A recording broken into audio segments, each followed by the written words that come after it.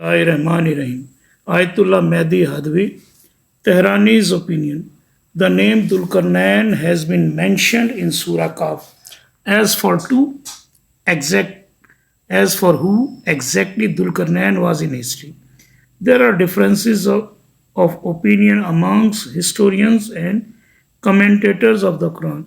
Yet, taking into consideration the attributes of Dulkarnain that the Quran has mentioned, one can conclude that Dulkarnain was actually Cyrus the Great. Most scholars believe Cyrus to be human. A great deal of hadiths tell us that he wasn't a prophet, but was a righteous servant of Allah. Imam Baqir al-Islam has been reported saying Dulkarnain wasn't a prophet, but was a righteous servant of Allah that he loved. The title Dulkarnain has been mentioned in Surah Kaf, and his story regarding the Gog and Magog has also been narrated there. There is great debate about who Dulkarnain exactly was amongst interpreters of the Quran and historians, and which famous person this title refers to. It seems the first thing that needs to be considered in order to figure out who he was are his traits. The most significant reference for such a matter would be the Quran, which tells us that he possessed great and unique characteristics. Number one, indeed, we had granted him power in the land and given him the means to all things. Number two, he had 3 military expeditions, one to the west, one to the east, and one to a state located in a mountainous region, meeting different people in each one. 3.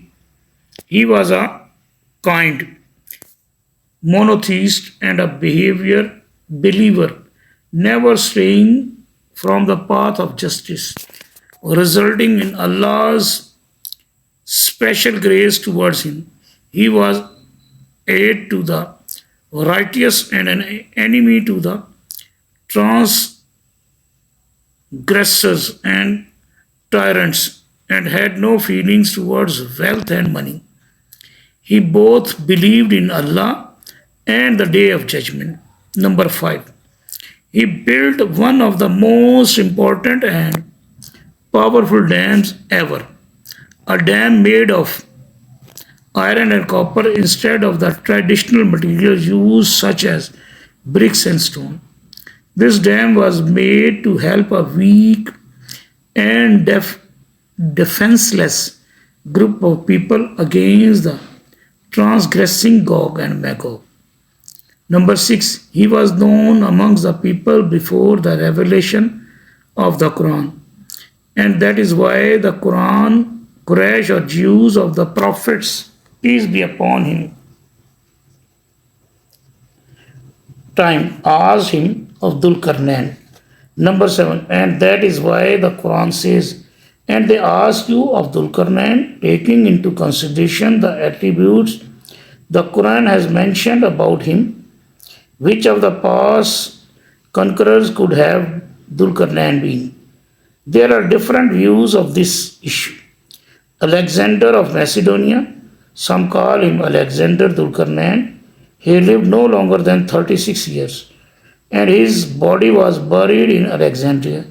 Yet this theory isn't correct, because Alexander was a polytheist and idol worshipper and claimed to be deity after defeating the Achaemenians, which are all in complete contradiction with Quranic facts.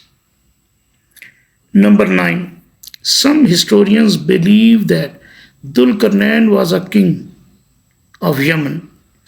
According to this theory, the dam he built would be the same dam known as Marab, This theory is also incorrect because, firstly, the dam of Marab in Yemen is no longer, in no way, matches the one described in the Quran because, according to the Quran, Dulkarnain's dam was made of copper and iron, protecting those behind it from the attack of wild tribes, while the Marab was made of traditional materials for the purpose of collecting water and prevention of floods. 11. Secondly, there are several kings from Yemen who were known as Dulkarnain, and it isn't for sure that they were monotheist or not. 12. See, Cyrus the Great. This is a relatively new theory presented by the famous Islamic scholars from India, Maulana Abul Kalam Azad, that most experts tend to accept as the true identity of Dulkarnain. Number 13, Cyrus was a Persian king and descendant of Achaemenes Hachmanish, living in the 6th century BC. In contrast to the other two theories, there are chances that Dulkarnain was exactly Cyrus the Great. He was a monotheist, Zoroastrian, with an unaltered religion that could easily be found in both East and West. 14. Some of the reasons for why Dulkarnain can be Cyrus the Great. Number 1, he was a monotheist believer that was familiar with God. Number 2, he was a just and kind king that cared for his people. Number 3, he was hard on transgressors and enemies. Number 4, Allah had given him the means to all things. Number 5, he bore religion, intellect, good deeds, virtues, wealth and glory. Number 6, he had an expedition to the west and conquered Lydia as well as. Number 7, he traveled to the east and reached Matla Shams, where the sun rises, and met a wild desert dwellers there. Number 8, Cyrus built a dam in the Daryal Gorge that lies in the Caucasus mountain near the city of Tiflis. 15, it should be noted that the title of Dulkarnain has been mentioned in both the Quran and the Torah. Basically, with these two books have to do with Dulkarnain is that according to Hadith, those asking the Prophet, peace be upon him, about Dulkarnain were neither the Jews themselves or the Quraysh with the encouragement of the Jews, trying to put him on the spot with a hard question and prove that he isn't a prophet. Therefore, Dulkarnain, the Quran speaks of is the same Dulkarnain that the Torah speaks of. It is clear that in the Torah, Dulkarnain is Cyrus the Great because he dreamt of Daniel as a ram plowing the west with one horn and the east with another, meaning that he would take over both. As according to the prophecy of Isaiah, Cyrus would become the eagle of the east, meaning that he was the fierce warrior of the east. Maulana Abul Kalam Azad says it is possible that the story of Daniel is only a myth. Yet what the Quran mentions is surely true and has taken place.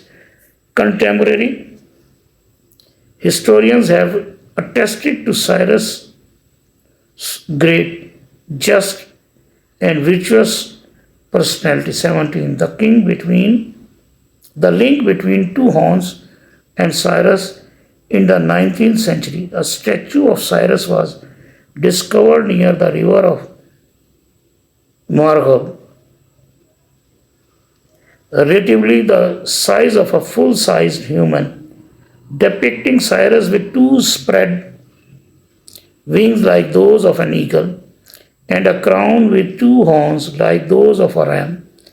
A group of German scientists traveled all the way to Iran just to see his statue, which is a great specimen and sample of ancient stone carving. After comparing traits mentioned in the Holy Book with those seen in the statue, these historians reached a conclusion about why Cyrus was called Dulkarnain, the bearer of two horns, and also why his statue had wings like those of eagle.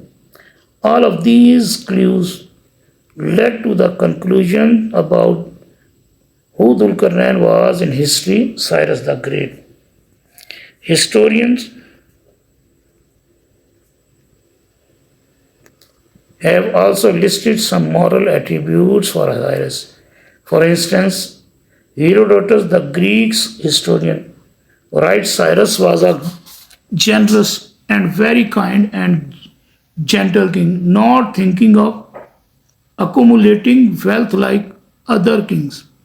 Others have also written Cyrus was a smart and kind king, possessing both the greatness of kings and the virtues of vice. He had high determination and a dominant being. His slogan was to serve humanity, and one of his characteristics was to be just. Humility and humbleness had taken the place of pride and arrogance in him. Humanity. 20. On this basis, there is no doubt that Dulkarnain was Cyrus the Great, and today many Islamic researchers and commentators have reached the same conclusion that the Dulkarnain mentioned in the Quran is none other than the Dulkarnain mentioned in the Torah. Was Cyrus a prophet? There is also a difference of opinion here amongst Islamic scholars as well. According to Alama Tabatabai, in some hadiths, he has been introduced as a human, while in others, he has been considered a heavenly angel. Number 22. Nevertheless, most scholars believe him to be a human. Many hadiths tell us that he wasn't a prophet but righteous servant of Allah. Imam Bakir al-Islam has said Dulkarnain wasn't a prophet but was a righteous servant that Allah loved.